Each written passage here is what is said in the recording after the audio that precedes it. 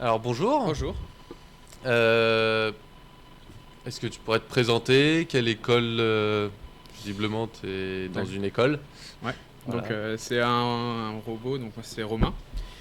C'est un robot qu'on a fait avec un étudiant, un autre étudiant, donc on est en école d'ingénieur. D'accord. C'est l'NCA, donc c'est une école d'ingénieurs généralistes spécialisée en électronique. Ok. Et on est du coup en deuxième année d'école d'ingénieur, donc on a un grand projet à réaliser durant l'année. D'accord. Et on a mixé l'aspect scolaire avec l'aspect associatif, puisqu'en fait, on l'a fait dans le cadre de l'association ARES, qui est l'association de robotique de l'école. Ok. Et vous êtes situé où donc votre Donc, école? l'école est à Cergy, D'accord. voilà, et Ok. c'est avec tout plein d'autres écoles Ok. d'ingénieurs. Donc vous avez fait le robot à deux. On a eu de l'aide d'un troisième année aussi, D'accord. du coup, on l'a fait à trois.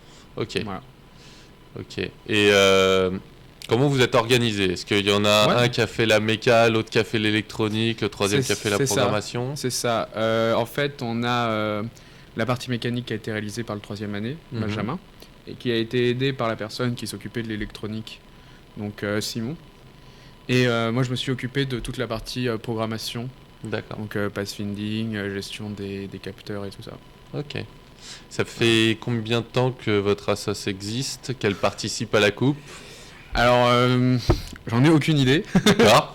Ça fait fort longtemps, parce que là, j'ai vu un ancien étudiant de l'NCA de 2008 et qui me disait qu'Ares existait déjà, donc au moins 8 ans. D'accord. Mais en fait, je crois que ça fait bien beaucoup plus. Je vais même pas dire, parce que je crois que le directeur adjoint connaissait déjà Ares. Ok. Et il Ouais, doit avoir 40 ans. ça fait longtemps, quoi. Ok. Voilà. Euh, Vous avez été à la Coupe de France de robotique cette année. Ouais. Le score? Alors, le score, c'est 93e sur 144. Ok. Sachant qu'en fait, on a présenté un robot dont le code avait 24 heures, puisque c'est un robot capricieux. Et lorsqu'il Ah est oui. posé sur une table de la Coupe de France, il décide de plus marcher. Alors c'est marrant, il y a beaucoup d'équipes qui nous ont parlé de ce genre de problème depuis le début Alors, des interviews. Le truc, c'est qu'on a des témoins. On a beaucoup de témoins disant que le robot marchait.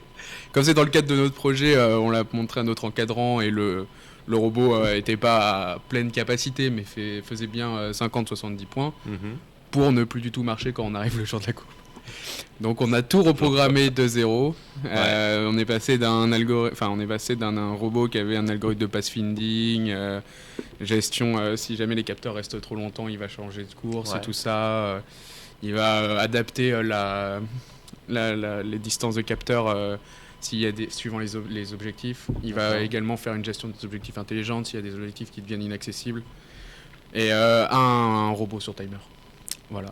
Donc en fait, on était Ok. un peu déçus. Et là, ça a été encore plus grave parce que la carte, du coup, on est basé sur une Nucléo, qui Ouais. est un STM32, un connais. microcontrôleur Ok. STM32, un peu comme un Arduino. Et la carte a décidé de lâcher aujourd'hui. Après un autre X12. Ok.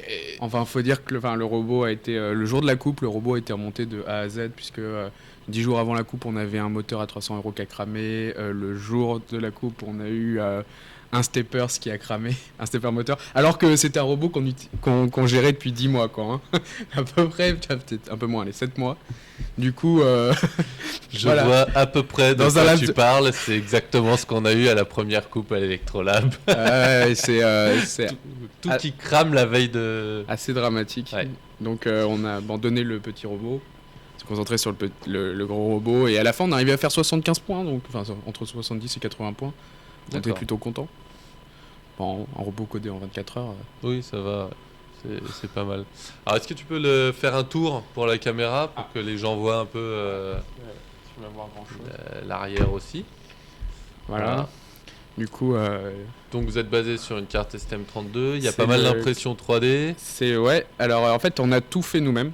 Ouais. Tout le robot, enfin évidemment, sauf les choses évidentes, genre moteur, et carte et batterie, Oui. hein, et câbles. Capteur. Voilà, les capteurs. Non.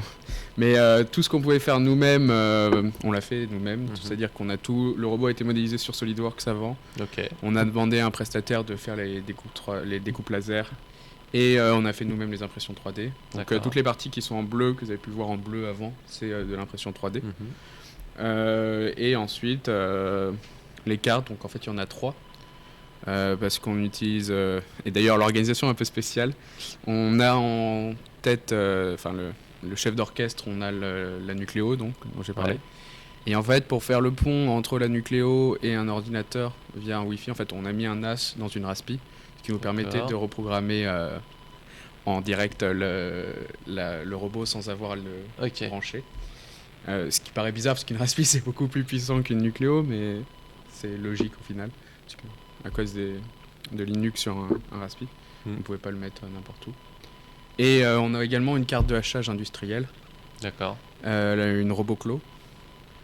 Et du coup, c'est celle qui gère les moteurs, qui gère les deux Maxon Motors, qui sert à gérer les roues.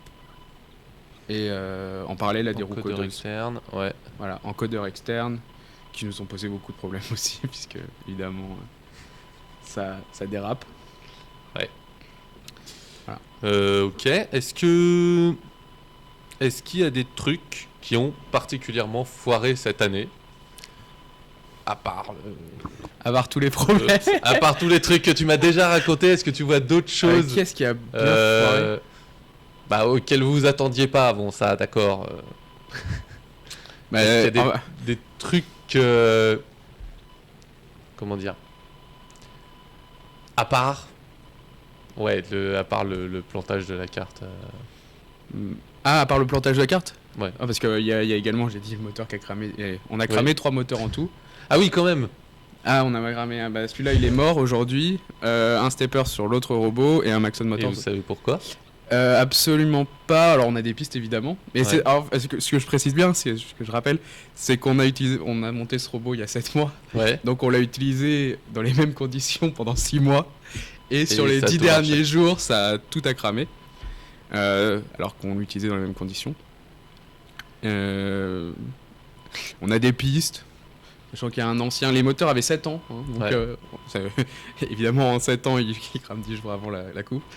C'est pas drôle. Oui, mais on a dit aussi qu'ils montaient à plus de 50% de la valeur nominale avant. Donc, c'est logique. Non, c'est des trucs d'usure, mais c'est pas de chance, quoi. Et alors, à l'inverse, est-ce qu'il y a des trucs qui ont particulièrement fonctionné cette année? Des trucs qui ont particulièrement fonctionné. Genre, donc vous êtes assez fiers sur la méca, l'élec, la programmation. Est-ce qu'il y a des trucs en fait, on est content de notre robot, en fait, hein, malgré les pas de chance. Je pense que tout a été assez bien pensé. Les systèmes de pinces, donc en fait, qui mettent en jeu 6 moteurs seulement, en quelque sorte, parce qu'on voit beaucoup plus de moteurs, marchaient super bien.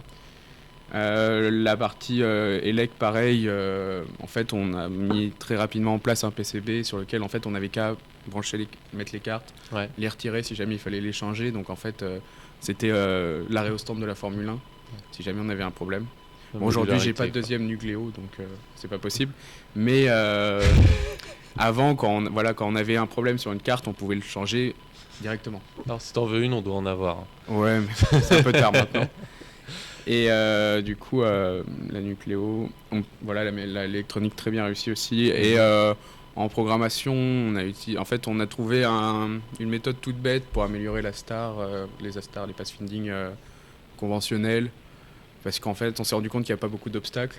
Ouais. Donc plutôt que de faire un grid normal, on faisait un croisement d'obstacles entre l'arrivée et le départ.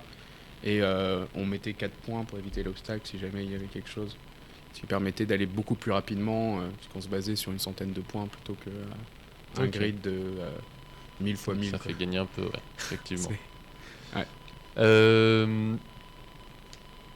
Ok. Eh ben, merci beaucoup. Est-ce que je peux en profiter pour faire un petit peu de pub? Ouais. Parce que notre association organise aussi des événements en parallèle. Et on organise aussi un hackathon. Ouais. Donc entre les 18 et 19 novembre, c'est un concours d'innovation orienté électronique embarquée. Ok. Voilà. Donc pas forcément, ça change un peu de l'informatique, de la programmation telle qu'on peut le voir généralement dans les hackathons. Et du coup, c'est ouvert à tout le monde, c'est gratuit. C'est du vendredi midi au samedi midi.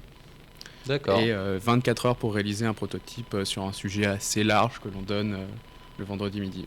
Voilà. Cool. Sympa. Donc, si vous voulez venir, n'hésitez pas.